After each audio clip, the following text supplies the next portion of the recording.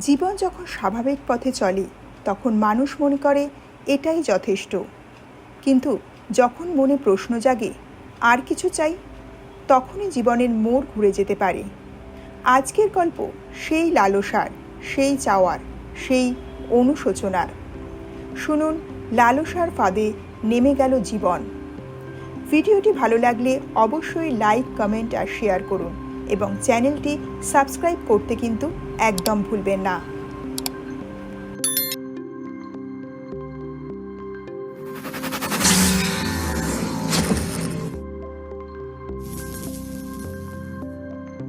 গ্রামের প্রান্তে এক সহজ জীবন।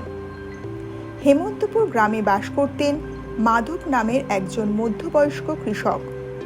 অল্পতেই তুষ্ট থাকা মানুষটি সারাদিন খেটে জমিতে কাজ করতেন। সন্ধ্যায় ঘরে ফিরতেন স্ত্রী সুমিত্রা আর ছোট মেয়ে মালতীকে নিয়ে। তাদের বাড়ি ছিল সাদামাটা, খাবারও খুব বেশি ছিল না, কিন্তু ছিল শান্তি, হাসি আর ভালোবাসা। মাধব হেসে বলতো, দেখো সুমি, পান্তা ভাত আর কচু শাক থাকলেই আমার রাজভোগ। সুমিত্রা হেসে বলতো, তোর এই তুষ্টি আর মনের জন্যই তো তোরে ভালোবাসি মাধব। আগন্তুক ও লোভের বীজ। একদিন বিকেলে গ্রামের বাজারে মাধবের সঙ্গে দেখা হলো এক অচেনা লোকের। নাম রঘু। তার জামা কাপড় ঝকঝকে, মুখে বড় বড় কথা। রঘু বলল, তুমি সারাদিন এই গরিবী জীবন নিয়েই খুশি থাকবে? একবার আমার মতন শহরে ব্যবসা করো, টাকা গুনতে গুনতে সময় পাবে না। মাধব হেসে উড়িয়ে দিল। রঘু পরের কয়েকদিন বারবার দেখা করে, তাকে স্বপ্ন দেখায়, বড় দোকান, বড় গাড়ি, চাকচিক্যময় জীবনের। মাধবের মনে জন্ম নেয় নতুন ইচ্ছা, আমিও পারি। সেই বিশ্বাসে সে নিজের সবটুকু সঞ্চয় তুলে দেয় রঘুর কথা মতো এক অজানা ব্যবসায়। লালসার শুরু, শান্তির পতন।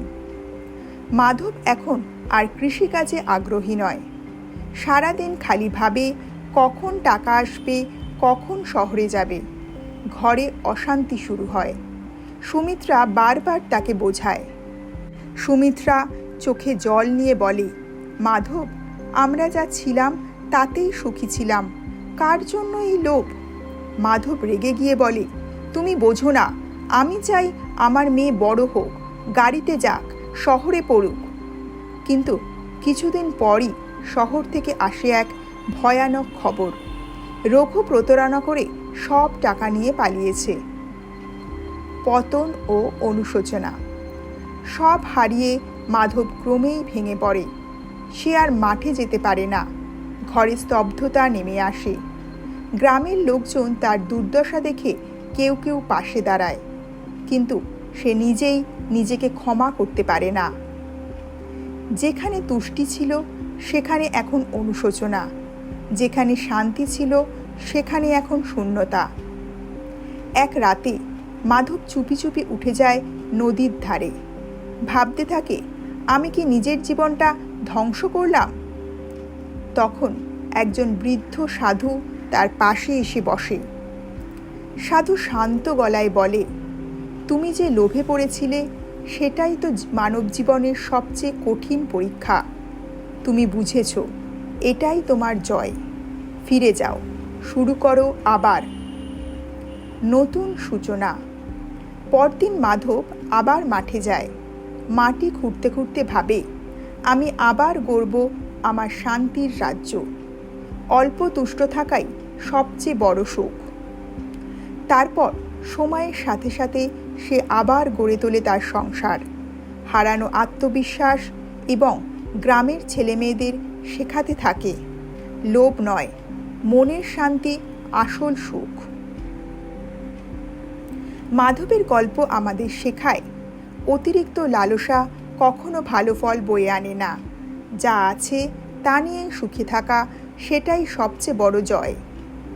আপনার আশেপাশে কেউ যদি এই লোভের ফাঁদে পড়ে থাকে, তাকে এই গল্পটি শুনিয়ে দিন, কারণ শিক্ষা যত ছড়াবে সমাজ তত জাগবে। ভিডিওটি ভালো লাগলে অবশ্যই লাইক করুন, কমেন্টে আপনার মতামত জানান এবং আপনার প্রিয় চ্যানেল নীতি টেলসকে সাবস্ক্রাইব করুন, কারণ আরও অনেক নীতিকথা অপেক্ষা করছে আপনার জন্য। Yeah.